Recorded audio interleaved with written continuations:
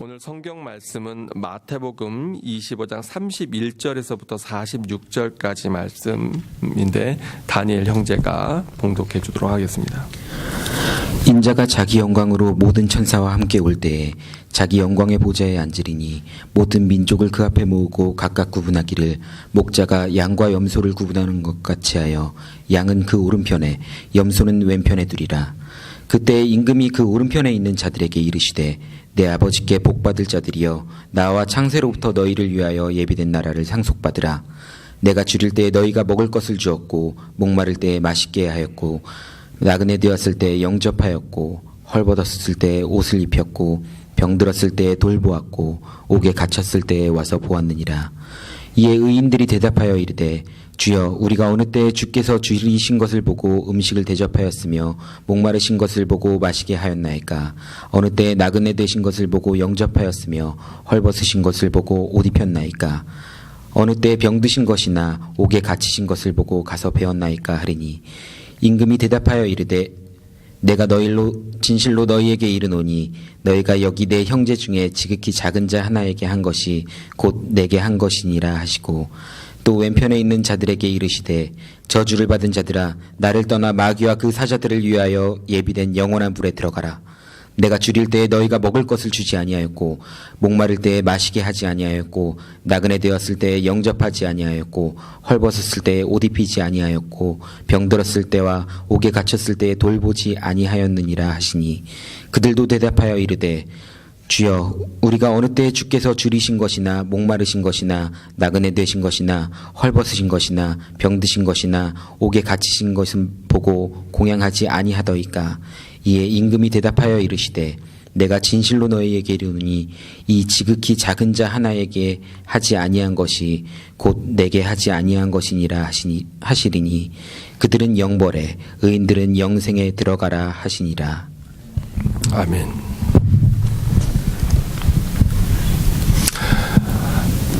할렐루야. 네. 오늘 말씀을 여러분 좀 집중해서 잘 들어주시기를 바랍니다. 우리의 구원은 믿음으로 우리가 구원을 얻습니다. 그래서 성경 말씀에 보니까 뭐라 그랬냐면 우리가 마음으로 믿어 의에 이르고 입으로 시인하여 구원에 이른다. 그렇게 말씀하고 있습니다. 우리가 입으로 시인해서 구원에 이른다.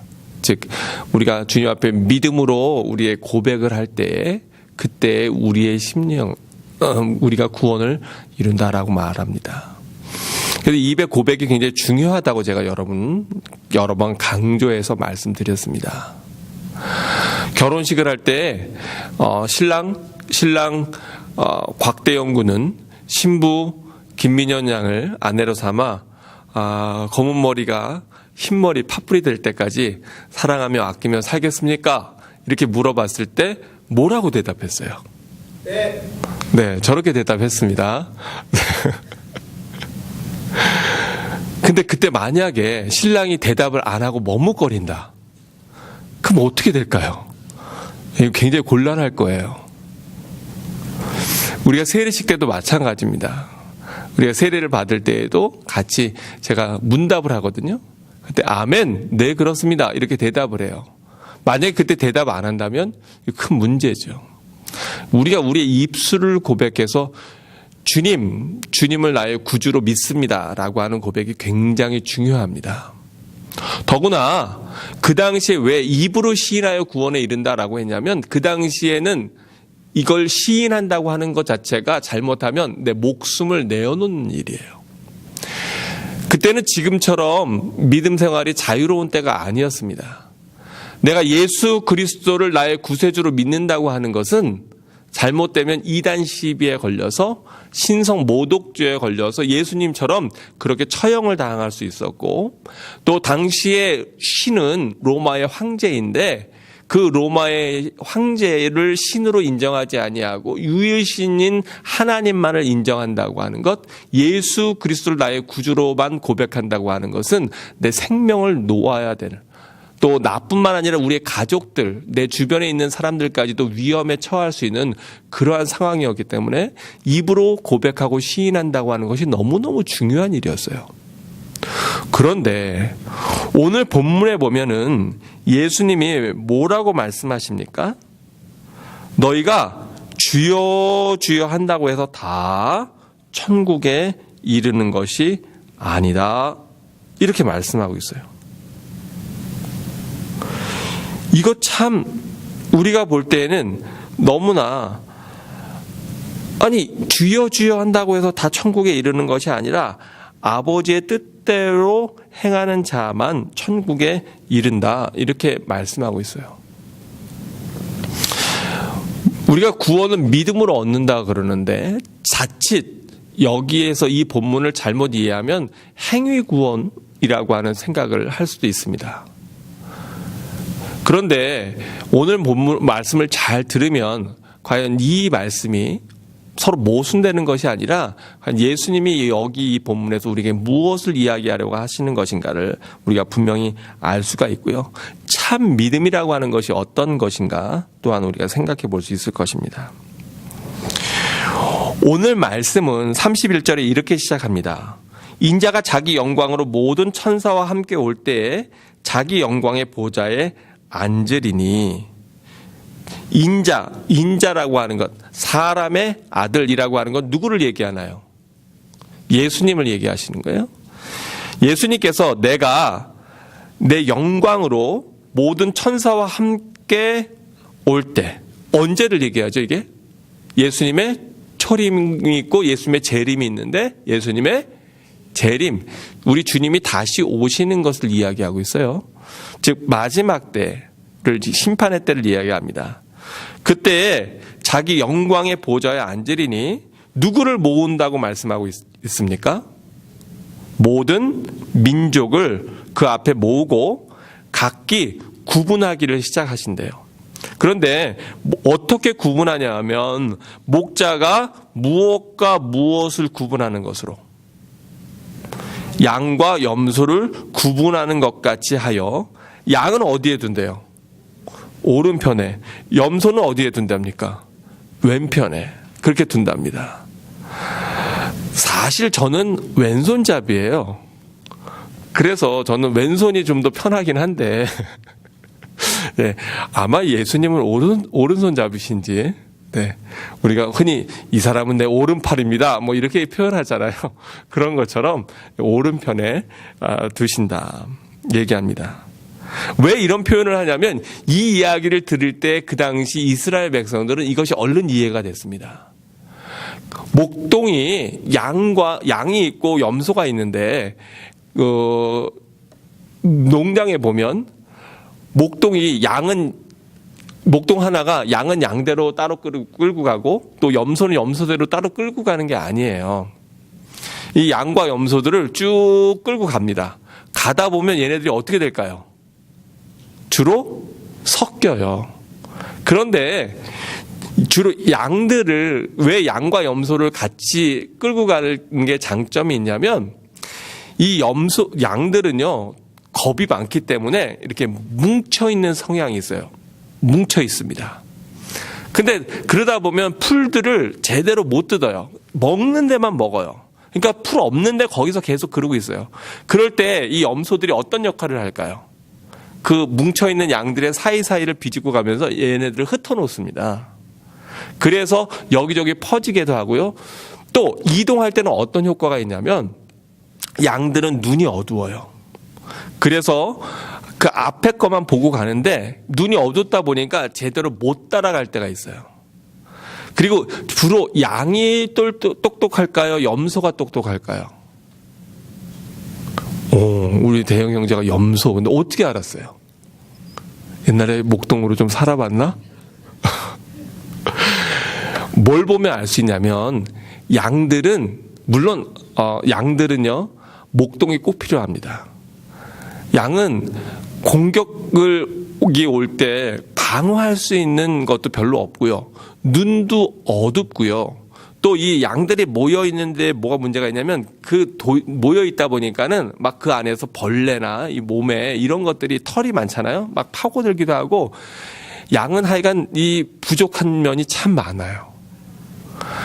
그래서 양은 방목을 하는 경우가 거의 없습니다. 방목하면 사자, 늑대 이리들이 다 먹어가고, 그리고 지들도 길을 잃고 이리저리 헤매기 때문에 보통 여러분 사진이나 뭐 영화나 이런 데서 보면 양들은 꼭 누가 끌고 다녀요? 목동이, 목자가 끌고 다녀요. 근데 염소는요, 방목이 가능합니다. 왜냐하면 염소는 이 뿔들이 있어요. 그리고 양은 잘 뛰지도 못하고 띠뚱띠뚱하고 이러거든요. 그리고 잘 헛뛰기도 잘해요. 왜냐하면 다리가 약해서 하체가 부실해요, 양이. 그런데 이 염소들은요, 산 사이 비탈 같은 데도 아주 잘 다닙니다. 그래서 여러분 그런 거 많이 보셨을 거예요. 염소들이 이렇게 비탈 같은데 정말 언덕 도저히 이게 어떻게 올라갔지 싶은 데에도 보면 올라가서 있기도 하고 그렇습니다. 생존 능력도 염소가 훨씬 뛰어나고요. 그리고 또 자기 방어 능력이나 또 길을 찾아오고 이런 것도 염소가 훨씬 뛰어납니다. 그래서 이동할 때는 염소들은 막 흩어지면서도 다 알아서 쫓아와요. 그래서 이 양들이 잘못 갈 때 이 염소들이 이 양들을 좀 모아주는 길을 안내하는 그런 역할도 합니다. 그런데 이제 집에 도착해요. 그리고 우리에 들어갈 때는 어떻게 할까요? 이제 집에 왔어요. 그리고 우리에 들어갈 때는 그것을 각각 구분해요. 양은 양대로, 염소는 염소대로. 그래서 거기에서 지들끼리 쉬기도 하고 이래야 되지. 이 양 우리에 염소가 들어가면 양들이 쉴 수 있을까요? 없을까요? 못 쉬어요. 왜냐하면 이 염소가, 이 뿔난 염소가 이놈도 들이받고 저놈도 들이받고 거기서 막 그러기도 하고 또 새끼 양들도 다칠 수도 있고 이러거든요. 그래서 돌아오면 갈 때는 같이 돌아다니다가 들어올 때는 이렇게 양과 염소로 나뉘어지는 거예요.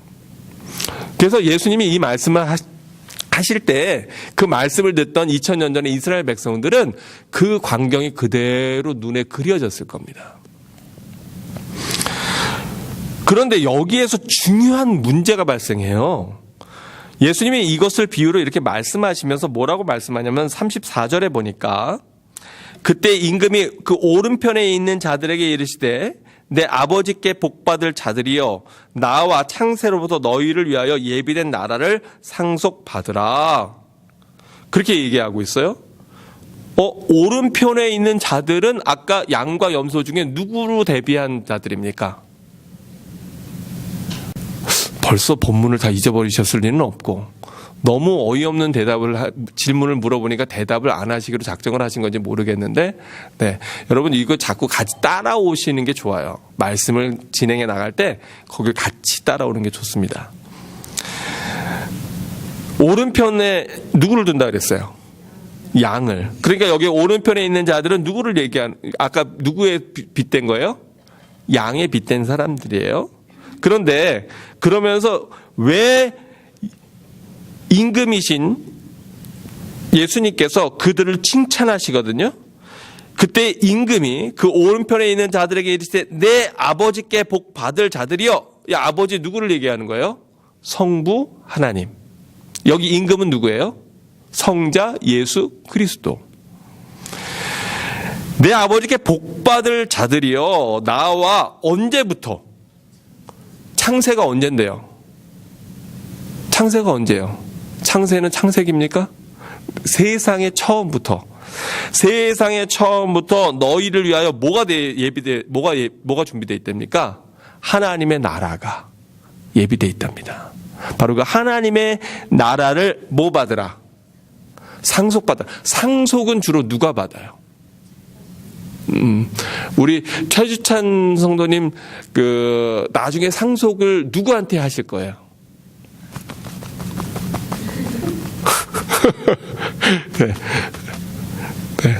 네, 알겠습니다. 대답 안 하셔도. 네. 우리,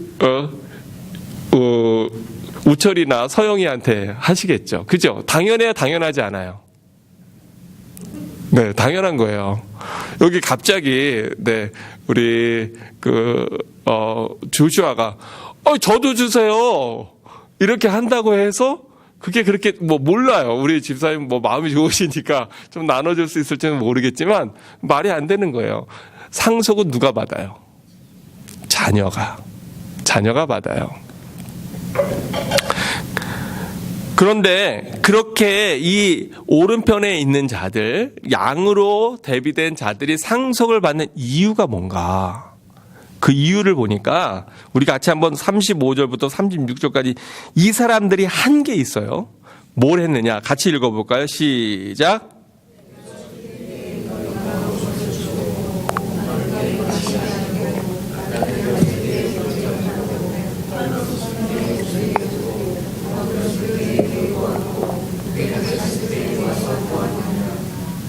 아멘.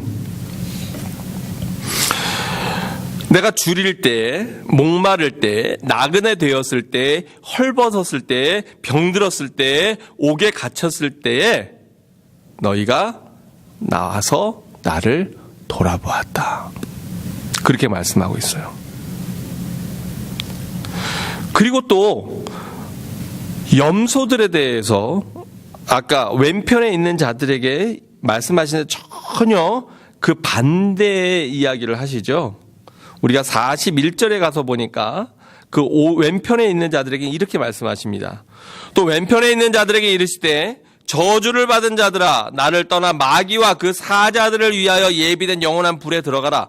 원래 이 지옥은 누구를 위해서 예비된 곳이라고요? 여기 보니까 사람들이 오해해요. 지옥은요, 하나님께서 사람들을 보내려고 만드신 게 아닙니다.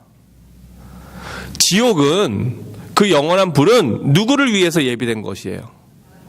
마귀와 그 사자들을 위해서 예비된 것인데, 그런데 사람이, 하나님의 자녀인 사람이 하나님의 뜻을 따라 살지 아니하고 하나님의 나라를 벗어나서 하나님의 주권 아래 살기를 거부하기 때문에, 그래서 어쩔 수 없이 하나님의 나라가 아닌 마귀의 나라에서 살 수밖에 없는 거예요. 하나님이 떠밀어 보내는 게 아닙니다. 여러분 착각하지 마셔야 돼요. 어떻게 사랑의 하나님이 지옥 같은 걸 만들어서 인간을 괴롭힐 수 있어? 아닙니다. 대단한 큰 오해이고 착각입니다. 그런데 그렇게 이 사람들이 저주를 받은 이유가 있어요. 42절과 43절을 같이 한번 읽어보죠. 같이 읽어봅니다. 시작.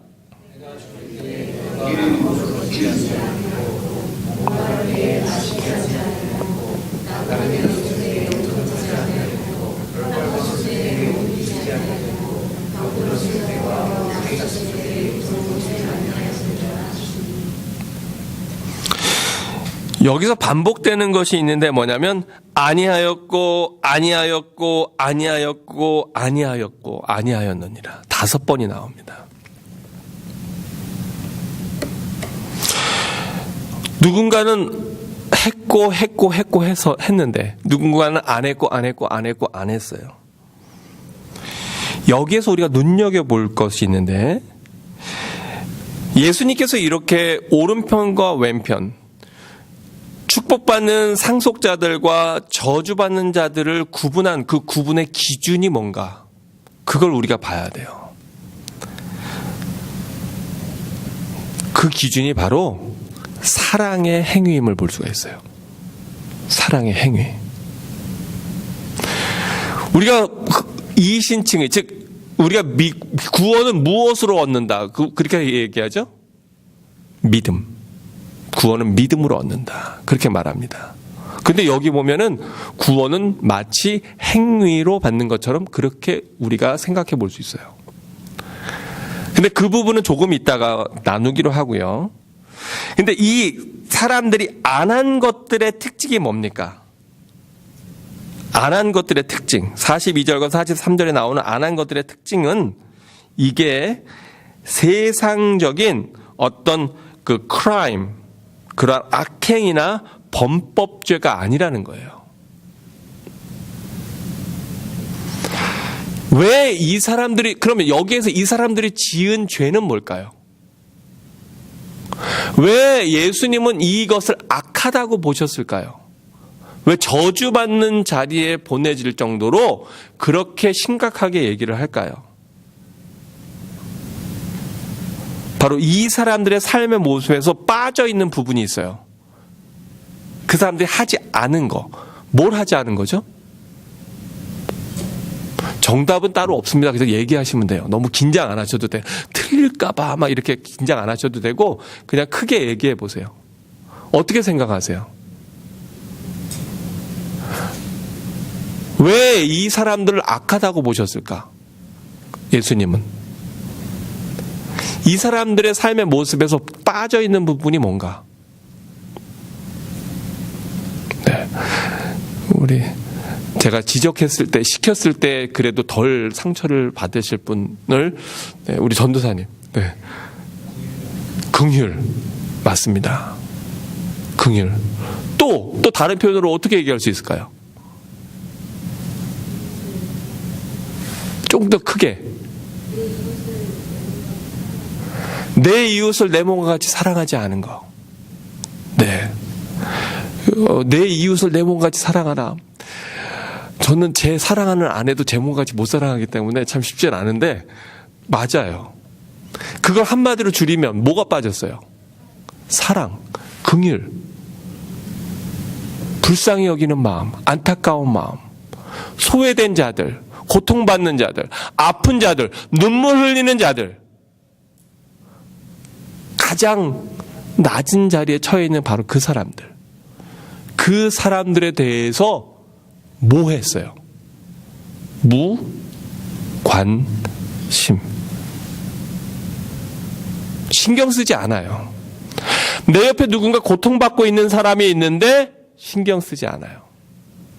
누군가 눈물이 흘리고 있는데 나는 상관없어요. 누군가 아파서 너무너무 어려워하고 있는데 기도하지 않아요. 돕지 않아요. 여기서 우리가 정말로 눈여겨봐야 될 건 뭐냐면, 심판의 기준이 또 마지막 심판 때에 다루어질 우리의 죄가 우리가 범한 어떤 악행, 이것보다도 더 먼저 되는 것인데, 하나님 먼저 보시는 게 있는데, 그게 뭐냐면 우리가 마땅히 해야 함에도 불구하고 게으름이나 무관심 때문에 그냥 지나쳐버리고 행하지 않았던 어떤 태만의 죄, 또는 무관심의 죄, 사랑하지 않은 죄라고 하는 거예요. 목사님, 그것도 죄가 됩니까? 그럼요. 그것도 죄가 됩니다. 아니, 그것도 죄가 되는 게 아니라 하나님은 그걸 가장 심각한 죄로 보십니다. 하나님은 그걸 가장 악한 죄로 보십니다.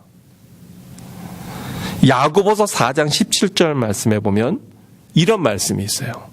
우리가 한번 마음에 새기면서 크게 다 한번 같이 읽어보면 좋겠는데요. 함께 읽어보겠습니다. 시작.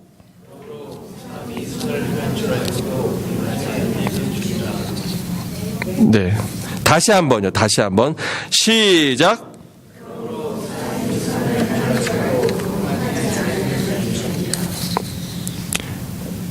여러분, 굉장히 두려운 말씀입니다. 죄가 뭡니까? 죄가. 사람이 선을 행할 줄 알아요. 무엇이 선한 것인지 알아요. 무엇이 하나님의 뜻인지 알아요. 그런데 그것을 알고도 행하지 아니하면, 나누지 아니하면, 섬기지 아니하면, 베풀지 아니하면, 내 이기심으로 내 욕심만 채우면 그게 바로 죄라는 거예요. 내 이웃을 돌보지 않는 것, 무관심한 것, 그게 바로 하나님 보시는 심각한 죄라는 거예요. 왜 그 당시에 철저하게 율법을 지키는 바리새인들을, 그 당시에 종교인들을, 그 당시에 성경을 너무너무 깊이 잘 아는 서기관들을 예수님께서는 독사의 자식들이라고, 회칠한 무덤이라고 그렇게 무섭게 책망하셨을까요? 왜냐하면 그들 마음속에는 고통받는 백성들에 대한 긍휼의 마음이 없었어요. 그냥 우리 식구, 우리 가족 잘 먹고 잘 살면 오케이. 다른 건 문제가 되지 않아요. 가족 이기주의, 자기 이기주의, 자기가 중심인 그러한 욕심에 빠져서 정말로 하나님의 본질적인 마음, 정말로 하나님이 이 백성을, 이 민족을, 이 나라를 향해서 갖고 계신 그 안타까운 마음, 그것을 생각하지 않는 것.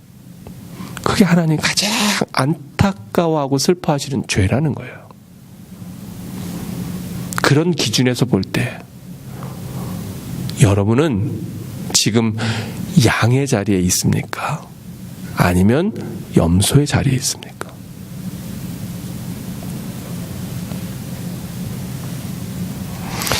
이 본문을 우리가 잘못 이해하면 마치 구원을 어떤 행위로만 얻는 것으로 이렇게 생각할 수 있는데요. 그런데 그렇지 않습니다. 여기서 중요하게 보는 건 뭐냐면 믿음이라고 하는 것이 갖고 있는 그 본질적인 속성이 뭐냐면 바로 섬김과 나눔과 사랑이라고 하는 거예요. 그게 내 믿음에 들어가 있지 않으면 그저 나는 하나님이 그 독생자 아들 예수 그리스도를 통해서 대신 죽으셔서 나는 그것을 믿습니다. 고로 나는 구원받습니다. 라고 생각하는 그것. 어떤 원리, 원칙, 법칙, 구원의 법리라고 하는 것은 그건 내가 안다고 착각하는 것이지 실제로 믿음을 사는 모습은 아니라는 거예요. 그래서 그건 참 믿음이 아니라는 겁니다. 여기에서 42절과 43절에서 나오는 아니하였고 아니하였고 아니하였고 아니하였고 아니하였느니라. 우리는 과연 지금 해야 되는데 내 마음의 부담감으로 하나님 주셨는데 내가 그것을 하나님 기뻐하신다고 하는 것을 알고 있는데 내가 지금 안 하고 있는 그것은 뭡니까?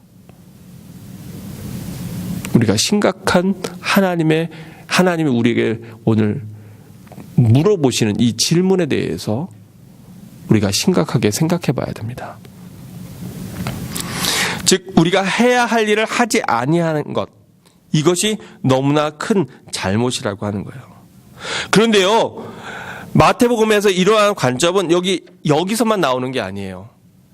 바로 이 앞에 마태복음 25장 앞에 나오는 내용이 뭐냐면 달란트 비유입니다. 근데 달란트 비유에서 나오는 내용에 보면 그 한 달란트 받은 자가 슬피 울며 일을 가는 그 외에 문 밖에 영문 밖에 내쫓긴 이유가 뭡니까? 받았어요? 안 받았어요? 받았습니까? 안 받았습니까? 여러분은요, 하나님이 주신 은혜, 하나님이 주신 어떠한 여러분의 재능을 받으셨어요? 안 받으셨어요? 나는 절대로 아무것도 하나님 앞에서 받은 게 없다라고 당당하게 손드실 수 있는 분? 저도 아닙니다. 네. 저도 꽤 많이가 아니라 상당히, 무지하게 많이 받았어요. 안 받으신 분 있으세요? 없잖아요. 그래도 목사님, 쟤는요 5달란트나 줬잖아요. 저는 1달란트밖에 못 받았다고요. 여러분, 1달란트가 얼마나 큰 건지 아십니까? 그 1달란트는 한 개인이 모을 수 있는 돈이 아닙니다.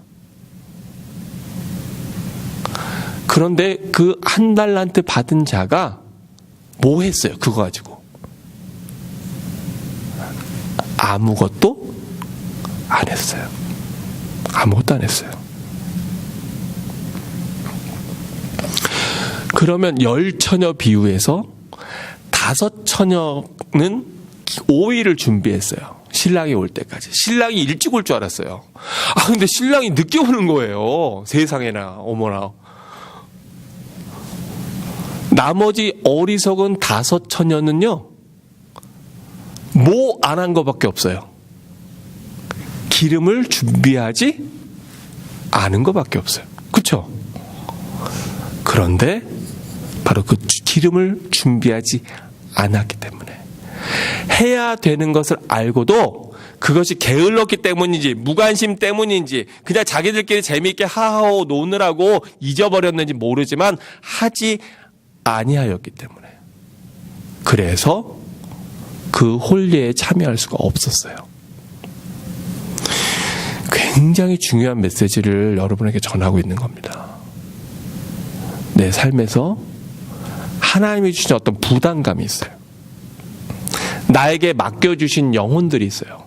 우리 직장에 아직 복음을 모르고 있는 어떤 형제 자매들, 또는 내 주변의 내 친구들 가운데 아직도 주님을 만나지 못한 어떤 사람들, 지금 뭔가 경제적으로나 또는 육신적으로나 정신적으로나 심리적으로 어려움을 겪고 있는 우리 교우라든가 내 주변에 누구, 내가 알아요. 몰랐으면 모를까? 알아요. 마음의 부담감도 있어요. 그런데 나도 지금 나 혼자도 힘들어. 나 혼자도. 그러니까 그 사람들한테까지 나누거나 베풀거나 사랑할 여력이 없어. 그래서 마음의 부담감은 있지만 하지 않은 것들, 그걸 주님은 보신다는 거예요.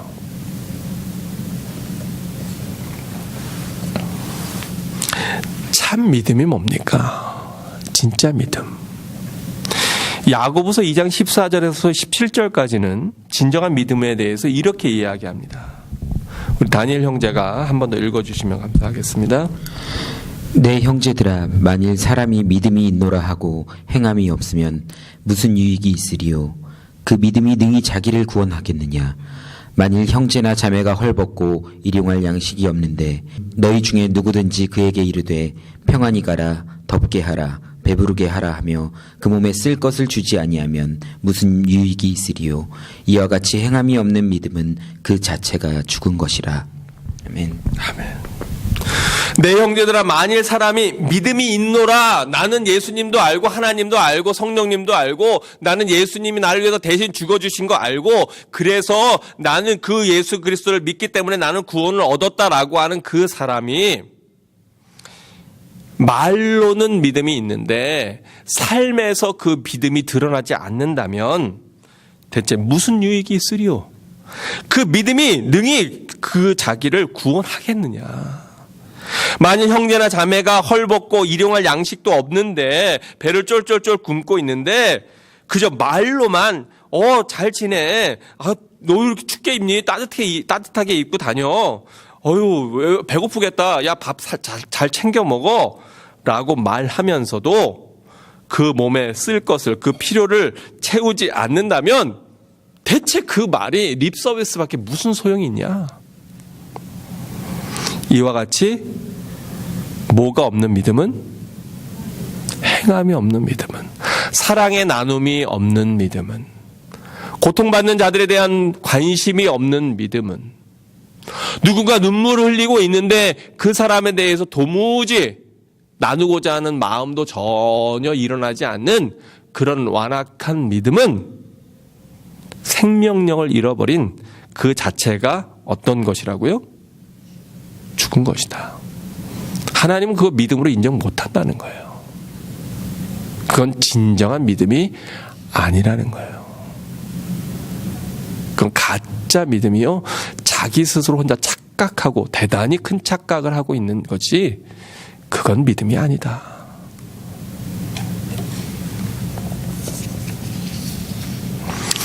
근데 여러분, 오늘 본문에서 더 중요한 사실이 있습니다. 저는 오늘 여러분에게 믿음과 행함에 대해서 이야기하려고 있는 것이 아닙니다. 보다 더 이 본문에서 갖고 있는 핵심이 있는데 그건 뭐냐면, 이 오른편에 있는 사람들은 자기가 한 행위에 대해서 인식을 하고 있어요, 못하고 있어요?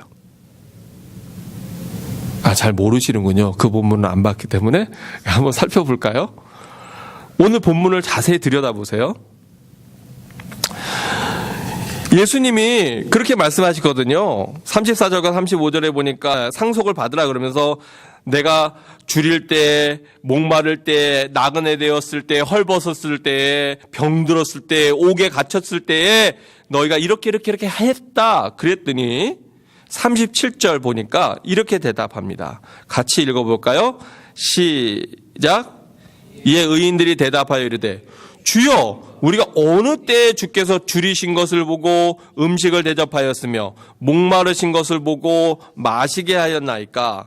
어느 때에 나그네 되신 것을 보고 영접하였으며 헐벗으신 것을 보고 옷 입혔나이까? 어느 때에 병드신 것이나 옥에 갇히신 것을 보고 가서 배웠나이까? 지금 이거 오른편에 있는 사람들이 재밌는 건요, 자기들이 한 거를 기억하고 있어요, 기억하지 않고 있어요? 아니 예수님, 주님, 아니 언제 저희가 예수님에 대해서 먹이고 입히고 쓸 것을 주고 공급하고 찾아보고 그렇게 했습니까? 저희는 그 기억이 없는데요. 저희는 그렇게 한 적이 없는데요. 자기가 한 의로운 행위 또는 선한 행위 라고, 이것을 내가 참 잘했다 라고 하는 인식 자체를 가지고 있어요, 없어요? 없어요. 아예 의식 자체가 없어요. 내가 무엇을 했지, 내가 뭐 이렇게 했잖아, 이러한 공로의식이 있습니까, 없습니까? 없어요. 왜 없을까? 그럼 이 사람들이 그거 안 해서 없을까요? 아니면 했는데 생각을, 기억을 안 하는 걸까요? 기억을 못 해요. 왜 기억을 못 할까요? 왜 기억을 못할까?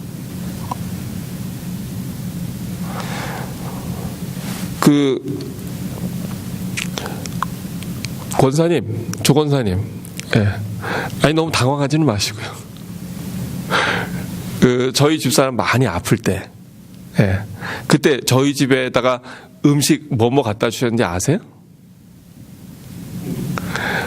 케이크도 갖다 주셨고, 김치도 갖다 주셨고, 밑반찬도 갖다 주셨고, 또 어떨 때는 훈제 연어하고 샐러드 해가지고는 먹인다고 그거를 다 코스코에서 잔뜩 사가지고 그래서 갖다 주셨고, 케이크도 엄청나게 많이 갖다 주셨어요. 저희는 그거 다 사진을 찍어놨어요. 모르셨죠? 네, 저희는 웬만하면 다 찍어놉니다. 나중에 제가 한 몇십 년 후에 책을 쓰거나 회고록을 쓸 때 다 기록해 두려고. 아니면 그것도 안 되면 제가 하나님 앞에 갔을 때 하나님한테 다 이르려고요. 예. 권사님 그 잘 모르시죠? 대답 안 하신 거게 다 기억하고 계신가 보다. 내가 그때 그날 며칠 날 뭘 했었고 며칠 날 뭘 했는데 내가 나중에 다 받아 먹어야지. 그러시고 계신가? 안 그러실 거예요. 그냥 사모님 많이 아프니까, 안타까우니까 그냥 하셨을 거예요. 아무 생각 없이. 이 사람들이 그랬다는 거예요. 누군가 어려우니까, 누군가 아파하니까, 누군가 고통스러워하니까 그냥 내가 갖고 있는 작은 거라도, 콩 반쪽이라도 너나 먹자. 그리고 나눴을 거예요. 그리고 자기들은 그걸 까맣게 잊었어요. 근데 누가 잊지 않으세요? 우리 하나님 잊지 않으시는 거예요. 그걸 다 기억하고 계신 거예요. 그러면서 이렇게 말씀하십니다. 40절에 보니까 임금이 대답하여 이르시되 내가 진실로 너희에게 이르노니 너희가 여기 내 형제 중에 지극히 작은 자 하나에게 한 것이 곧 내게 한 것이니라. 네가 나한테 안 했어. 근데 네 주변에 지극히 작은 자, 이 세상 사람들이 관심하지도 않고 그 누구도 돌아보지 않는 그 지극히 작은 자, 세상으로부터 무시당하고 천대받고 고통당하는 바로 그 작은 소자 하나에게 한 것, 그것이 바로 나에게 한 것이다.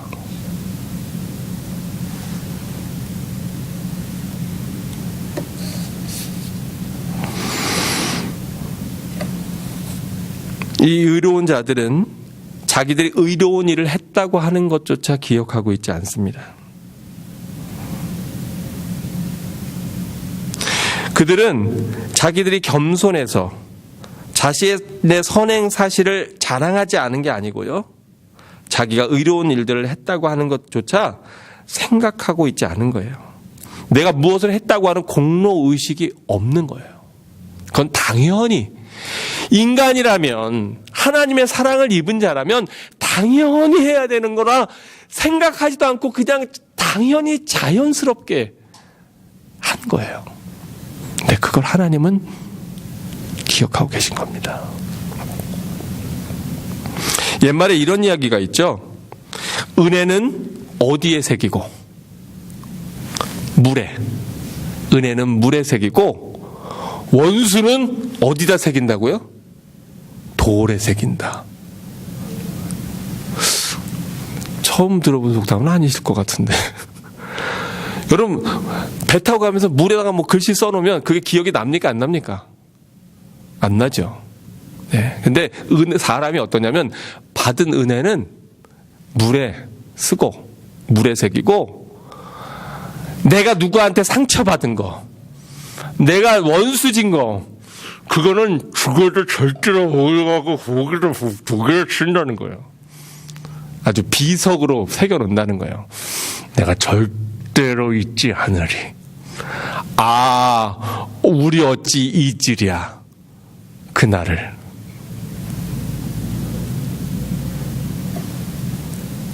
재밌는 건요, 이 염소로 비유되고 있는 사람들의 모습입니다. 똑같이 하지 아니하였고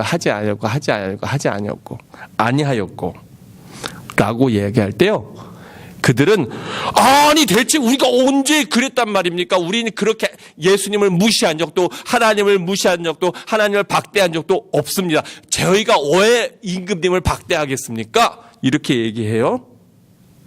그런데 그들이 그렇게 대답하면서 독특한 것이 있어요. 뭐냐면 그들이 자기가 행한 행위들은 기억하고 있다고 하는 거예요. 이 비슷한 본문이 마태복음 7장에도 나오거든요. 근데 그 7장과 대비돼서 보면은 뭐라고 되어 있냐면, 마태복음 7장에도 똑같이 사람이 주여 주여 한다고 해서 다 아버지 나라에 이를 것이 아니라 바로 내 뜻대로, 아버지 뜻대로 행하는 자라야 하나님 나라에 이른다라고 하는 말씀이 마태복음 7장에 있는데, 그때 그 사람들이 뭐라고 하는지 아세요? 주여 무슨 말씀입니까? 우리가 주의 이름으로 선지자 노릇도 하고 기적도 일으키고 병자도 고치고 우리가 많은 일을 했는데 이게 웬 말입니까? 이러고 기억하고 있어요. 철저한 자기의 공로의식을 갖고 있는 거예요. 내가요 그래도 하나님 위해서 헌금을 얼마나 열심히 했는지 아십니까? 내가요 그래도 주일날 한 번도 안 빠지고 얼마나 열심히 주일날 나왔다고요? 내가 그래도요 교회에서 뭐 선교 헌금한다, 구제 헌금한다, 나 다 참여했습니다. 철저한 자기 의식을 갖고 있는 거예요. 내가 그래도요 주를 위해서 이것도 했고 저것도 했고 저것도 했어요. 나는 억울합니다. 항변하는 거예요.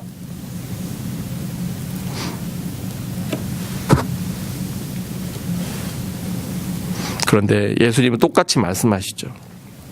45절에 보니까 이 임금이 대답하여 이르시되 내가 진실로 너에게 이르노니 이 지극히 작은 자 하나에게 하지 아니한 것이 곧 내게 하지 아니한 것이니라. 이 악한 자들아.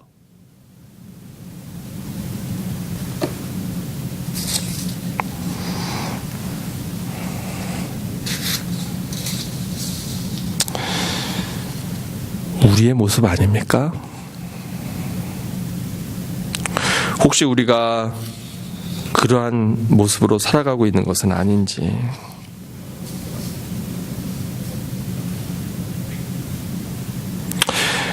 어떤 사람들은 착한 일을 하고 그 일들을 기억한다고 하는 것은 아마도 그 선행이 특별했기 때문일 겁니다. 또는 자신들이 행한 그 일로 어떤 보상을 기대하거나 또는 어떤 구원받을 자격을 얻는다고 믿는 그러한 까닭일지 모릅니다. 그런데 문제는 그런 사람들의 그 행위는 하나님 기억하지 않으신다는 거예요. 세상의 기준으로 볼 때 크게 큰일 하는 사람들 있죠. 구제도 많이 하고 봉사도 많이 하고 또 소문나게 자선활동도 많이 하고 이런 일들이 있어요. 왜냐하면 규모가 큰 건요 눈에 쉽게 띄고 또 오래 기억됩니다. 우리가 그런 걸 보고 야 대단하다 이렇게 생각됐죠. 훌륭한 일이에요. 귀한 일입니다. 그런데 그런 것들은요, 그런 특별한 선행은 문제가 뭐냐면 이미 이 땅에서 사람들로부터 칭찬과 치하도 충분히 받는다는 거예요. 또 그러한 큰 일들을 했다고 하는 흔적이 아주 뚜렷하게 남고요. 또 그것이 자기의 이력도 됩니다. 내가요 주를 위해서요 선교사로 이렇게 희생도 했고요. 내가 이렇게 많은 사람도 전도했고요. 내가 이런 일들 얼마나 많은 일들을 했습니까? 그러한 그런 의로 자기 의를 내세운다는 거예요. 자신이 의로운 일을 했다고 기억하는 것, 업적이 될 만한 어떤 일들을 내세우는 사람들. 그래서 그 사람들은 자기의 선행이 있음을 똑똑하게 주장합니다. 그리고 기억하고 있습니다. 심판 때에서 우리 주님께서는 그런 거를 카운트하지 않으세요. 반면에 은혜로 구원받았다고 믿는 사람들은 자기의 선행을 헤아리지 않는 사람들입니다. 의로운 행동이 구원을 가져오는 것이 아니기 때문에 자기의 선행을 굳이 기억할 필요도 없어요. 왜냐? 나는 이미 구원받은 하나님의 자녀이기 때문에. 나는 그 은혜가 너무 감사해서 죽을 수밖에 없는 나를 하나님 살려주셔서 그래서 그 기쁨과 감격에 누군가 주님을 알지 못하면 복음을 나누고 싶고 전하고 싶고 누군가 어려움 가운데 있으면 나도 하나님이 부어주신 은혜로 지금까지 살아왔기 때문에 그래서 조금이라도 나누고 싶고 섬기고 싶은 거예요. 그런데 바로 이렇게 자기가 한 선한 일을 했다고 하는 사실을 모르고 있는 사람들, 그 사람들이 하나님의 나라를 유업으로 받는다고 하는 겁니다. 또 이 사람들이 하나님 나라를 받는 것은 선행 때문이 아니라 그들이 양이기 때문입니다. 무슨 얘기냐? 양은 목자를 위해서 뭔가를 하기 위해 존재하는 것이 아닙니다. 이 양들은요, 목자와의 특별한 관계 속에 있는 자들이에요. 아까 얘기했죠? 양은 누가 없으면 안 된다고요? 목자가 없으면 안 된다고요. 근데 염소들은 어떻게 한다고요? 지들이 알아서 마음대로 막 돌아다닌다고요.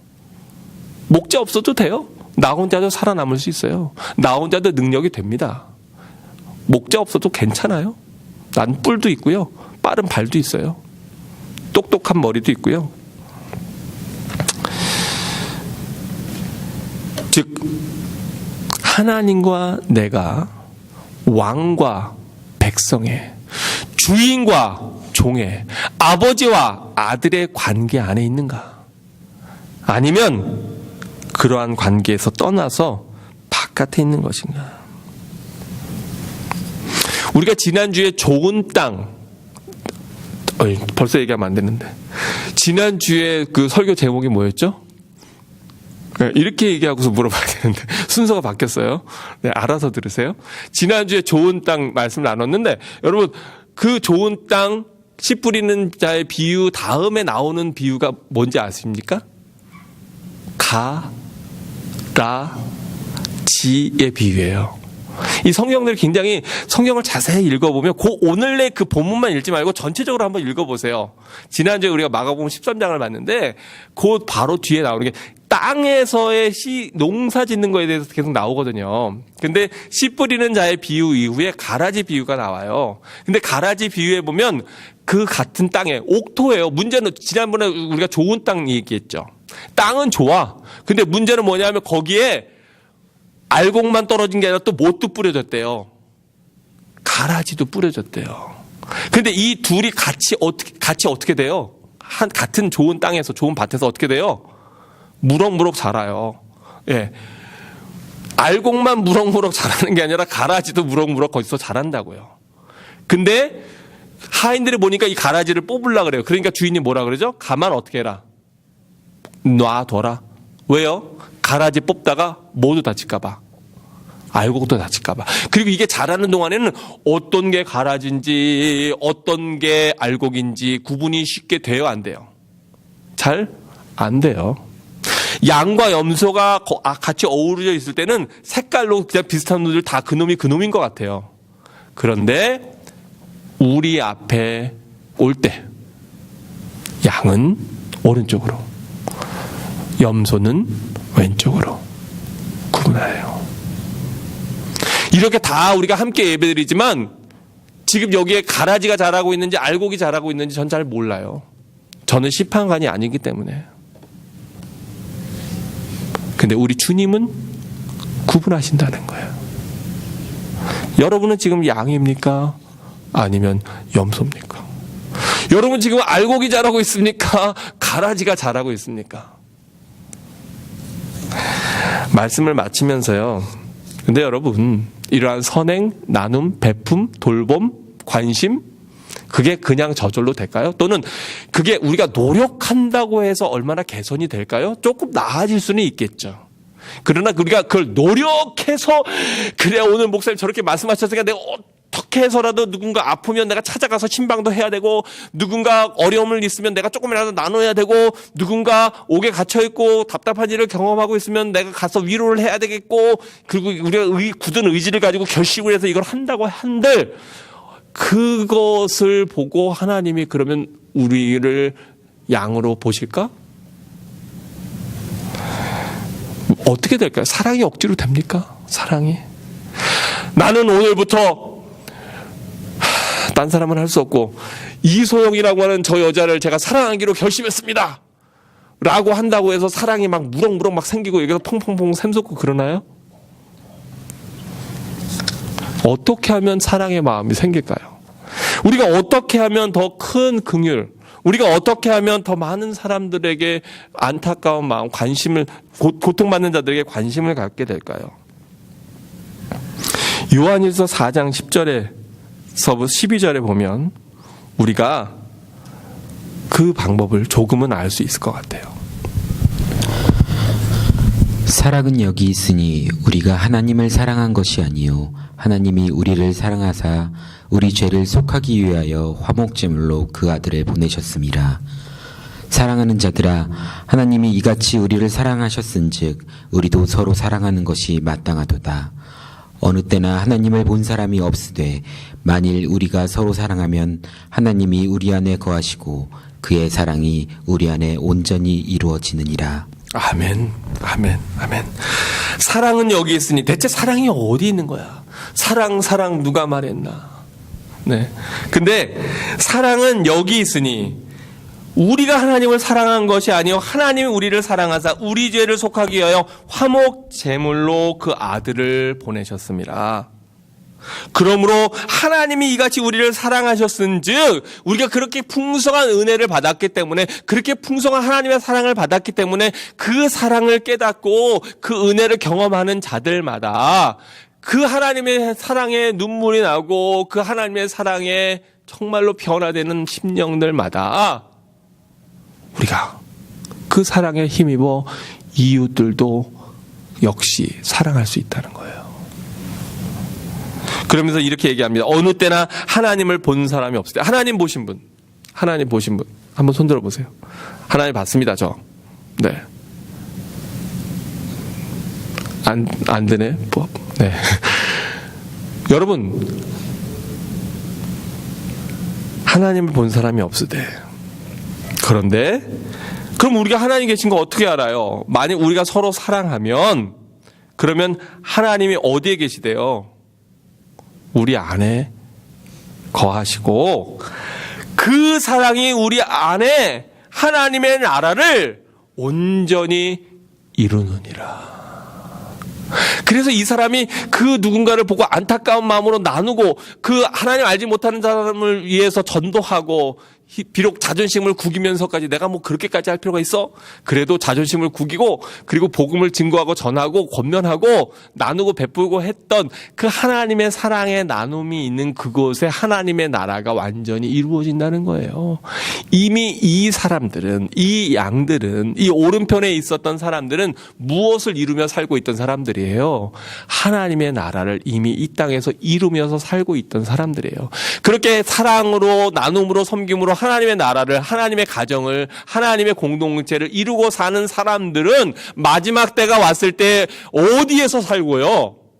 영원한 하나님 나라에서 살고, 이기심으로, 자기 의로, 자기 생각으로 하나님 멀리하고 하나님을 알지 못하고 관계 속에서 있지 아니하고 시기와 질투와 경쟁과 치열한 세상의 풍조를 따라서 살고, 가정에서도 네가 옳냐 내가 옳냐, 내 말대로 해, 아니야 난 네 말대로 못 살아, 이러면서 서로 싸우고 지지고 볶고 다투고 갈등하고 사내 못 사내 하고 갈등하고, 이러한 관계, 사랑의 법이 아니라 미움과 다툼과 증오와 저주의 법 가운데 살던 그 사람들은 아무리 세상적으로 볼 때 대단한 행위를 하거나 아무리 자기 스스로 생각할 때 큰 믿음을 가졌다고 하더라도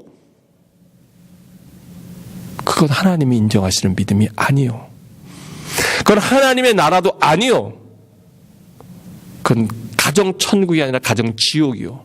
그거는 고통스러운 지옥과 같은 삶을 살았기 때문에 마지막 때에도 그 사람들은 하나님의 영원한 나라에 살지 못한다는 거예요.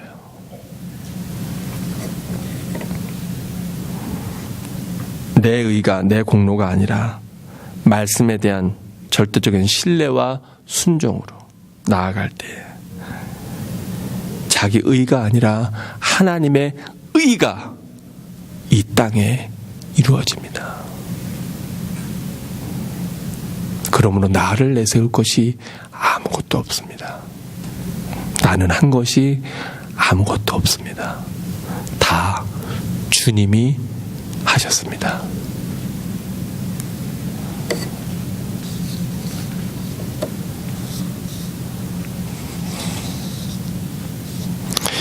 임금이 대답하여 이르되 내가 진실로 진실로 너에게 이르노니 너희가 여기 내 형제 중에 지극히 작은 자 하나에게 한 것이 곧 내게 한 것이니라.